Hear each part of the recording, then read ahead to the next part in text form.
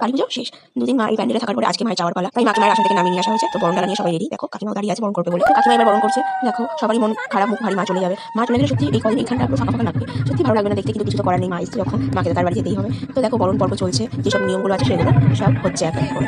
এবারে এটাই হচ্ছে লাস্ট নিয়ম, এরপরেই মায়ের বিদায় বেলা।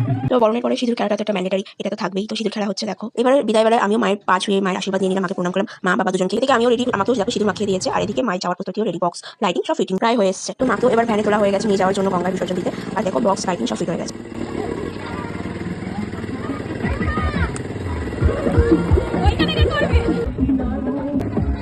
তো পাড়ার সকলে মিলে মাকে বিসর্জন দিতে যাওয়ার সময় সবাই মিলে খুব এনজয় করেছি, সকলে মিলে ডান্স করেছি, খুব মজা করেছি। তো দেখো সবাই মিলে এনজয় করছি। তো সবার শেষে মায়ের বিসর্জনের পালা, দেখো সবাই মিলে মাকে বিসর্জনের পথে নিয়ে যাচ্ছে। মা তো যাচ্ছে ঠিকই, বাট মনটা আমাদের সত্যি সবার খুব খারাপ, কিন্তু মাকে তো যেতেই হবে। তো যাই হোক, মা যাচ্ছে, তবে কোনো ব্যাপার না, আসছে বছর আবার হবে।